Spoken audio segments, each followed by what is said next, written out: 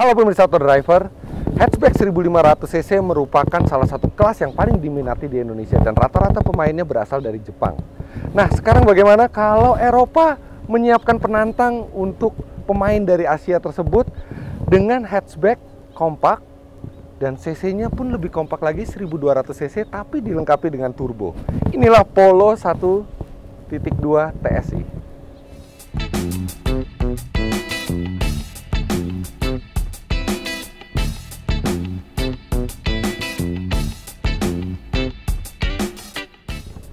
Mesin yang digunakan Polo sama persis dengan yang ada di Golf 1.2 TSI. Dibandingkan rival lainnya memang cc-nya kecil, hanya 1200cc, dan walaupun dilengkapi turbo, tenaganya juga hanya 105 HP. Artinya dia masih di bawah Honda Jazz yang 120 HP, juga masih di bawah Toyota Yaris dan Mazda 2. Tapi yang istimewa adalah torsinya, karena dia bisa mencapai 175 Nm, itu terbesar di kelasnya. Dan angka sebesar itu didapat dari RPM serendah 1500 RPM dan rata terus sampai 4100 RPM. Bentuknya sendiri tidak berubah dari VW Polo 1400cc yang digantikannya. Dari depan dia terlihat seperti VW Golf, sementara di belakang cenderung konvensional. Secara keseluruhan desain mobil ini simple tapi berkarakter khas VW. Bukan hanya bagian luarnya yang mirip dengan VW Golf, begitu Anda masuk ke dalam maka Anda akan mendapati bahwa interiornya ini sangat mirip dengan Golf MK6, terutama di dashboard. Namun yang berbeda adalah kualitas materialnya. Dia menggunakan kualitas material yang mungkin ini adalah kualitas terendah yang bisa dipakai di VW karena semuanya plastik keras. Begitu juga di trim pintunya sehingga menghilangkan kesan mewah. Padahal sebenarnya VW adalah salah satu merek yang menempatkan dirinya sebagai brand premium. Untungnya warna yang digunakan di interior ini gelap sehingga tidak sampai menimbulkan kesan murahan kecuali memang Anda ketok-ketok. Kesan premium hadir ketika Anda melihat konsol tengahnya ini. Anda akan melihat sebuah head unit audio yang terintegrasi serta dia juga sudah bisa melakukan sambungan Bluetooth untuk telepon, berbagai macam media termasuk SD card, USB, AUX, iPod, iPhone, iPad. Lantas, walaupun kualitas suaranya tidak sebaik VW Golf, namun dibandingkan rival Jepangnya dia terasa memiliki bass yang lebih baik serta detail yang lebih jernih. AC ini adalah murni climate control, jadi ada fitur auto. Bentuknya simple. Dan walaupun ini digital, tapi Anda masih mengoperasikan hembusan angin dan pengaturan suhu secara analog yang ini membuat sangat mudah untuk dioperasikan sambil berjalan. Satu yang kami kurang suka adalah di atas ini tempat di mana ada hazard, pemanas belakang dan stability control, tombolnya berada, itu masih ada 4 slot kosong sehingga terlihat bahwa mobil ini bukan memiliki fitur yang paling lengkap di jajaran Polo. Setir, ini yang istimewa karena setir terlihat itu diambil langsung dari VW Golf MK7 dengan detail kulit dan detail kayu yang mewah serta memiliki bagian bawah rata atau flat bottom. Bagian bawah rata ini juga membuat ruang kaki menjadi semakin lega serta menimbulkan kesan yang lebih mewah. Setir juga bisa di tilt dan teleskopik sehingga VW Polo memiliki posisi mengemudi yang terbaik di kelasnya.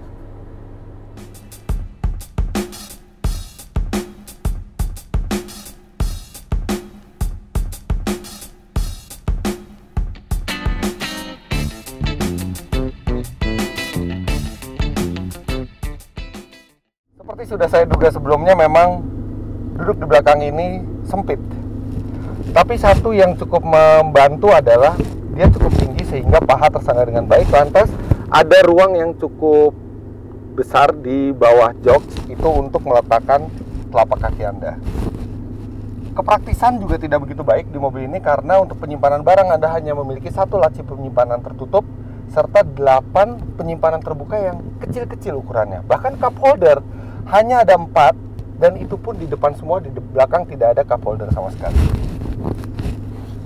Kemudian artinya di belakang ini memang cuma cocok buat orang yang posturnya tidak sampai 170 cm atau anak kecil. Tapi anak kecil ada sedikit bahayanya di sini karena ini adalah mobil Eropa.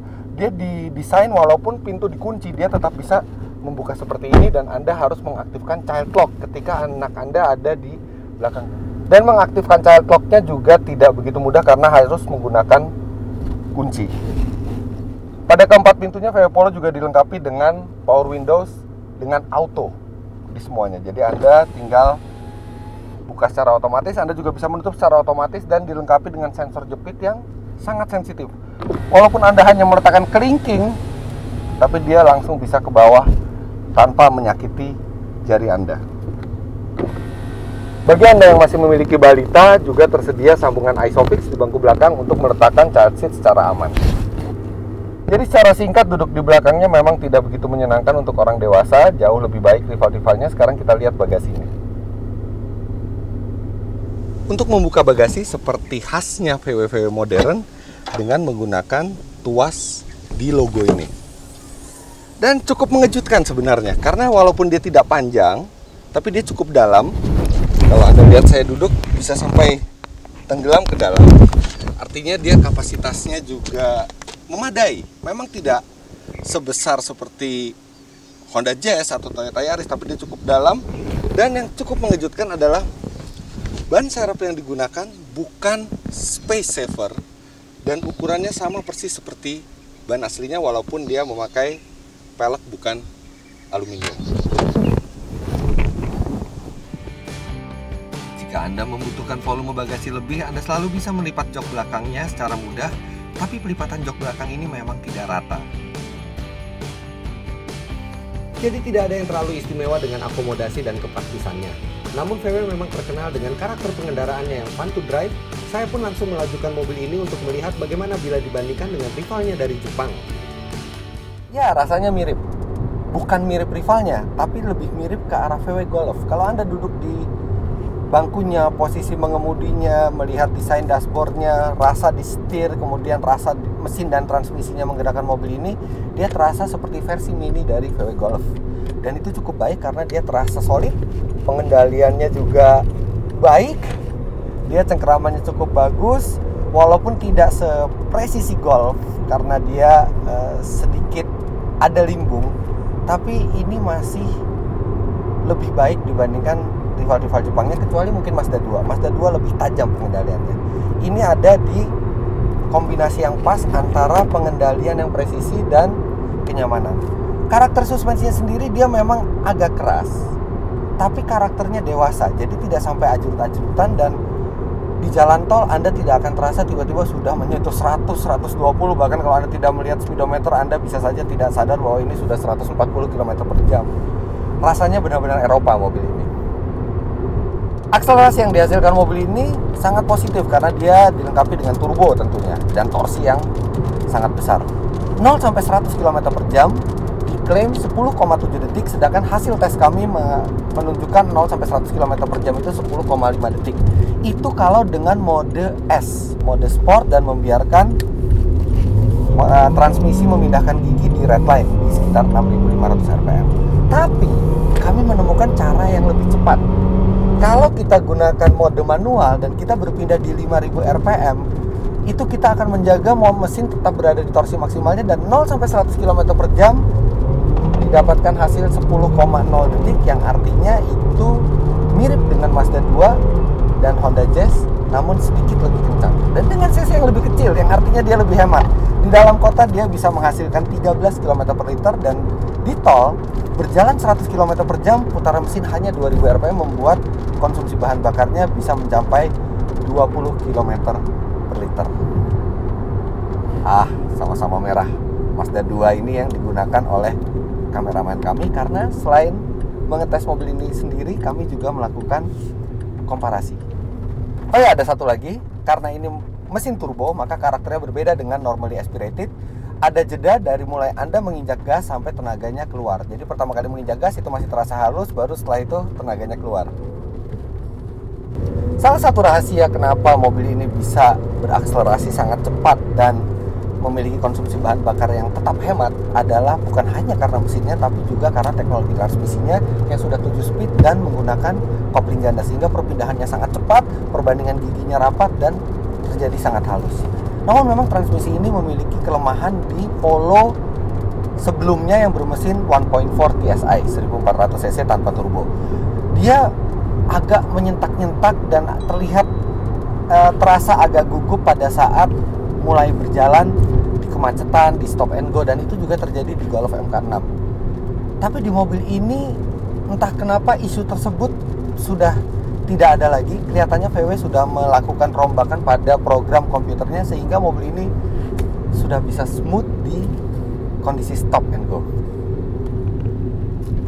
Walaupun Polo adalah VW termurah, bahkan mobil Jerman baru paling murah di Indonesia, namun memang mereka tetap mengikuti standar yang tinggi.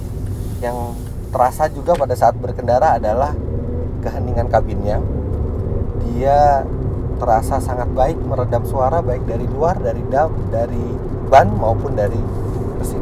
Namun karena Polo ditempatkan untuk bisa bersaing dengan rival Jepang dan harganya harus murah, memang ada beberapa fitur yang tidak dimasukkan VW ke mobil ini. Yang pertama tadi sudah saya jelaskan, dashboardnya tidak ada material empuk. Kemudian lampu juga tidak ada auto, tidak ada HID atau LED, hanya lampu biasa. Untungnya ada fog lamp dan fog lamp belakang. Wiper juga tidak ada otomatis, serta airbag hanya di bagian depan, dan rem depan cakram, tapi rem belakang masih tromol. Yang mana sebenarnya untuk penggunaan dalam kota atau penggunaan sehari-hari itu tidak ada masalah. Cuman kalau Anda mau kebut-kebutan di sirkuit, mungkin rem tromol tidak akan sebaik rem cakram.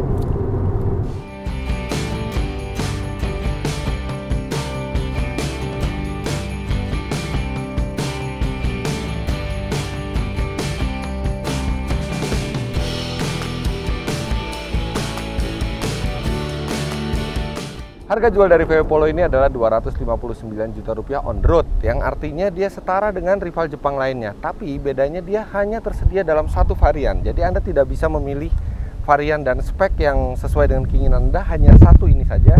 Sedangkan rivalnya seperti Toyota Yaris, Honda Jazz, Mazda 2 memiliki banyak varian yang ada harganya lebih rendah dari ini dan juga ada yang harganya lebih tinggi dari Polo. Secara singkat, Polo adalah mobil yang sangat asyik untuk dikemudikan walaupun tidak terlalu akomodatif dan praktis untuk keluarga. Kalau Anda masih single atau memiliki keluarga yang tidak terlalu besar, maka mobil ini sangat layak untuk dipertimbangkan karena ini adalah satu-satunya pemain Eropa di kelasnya.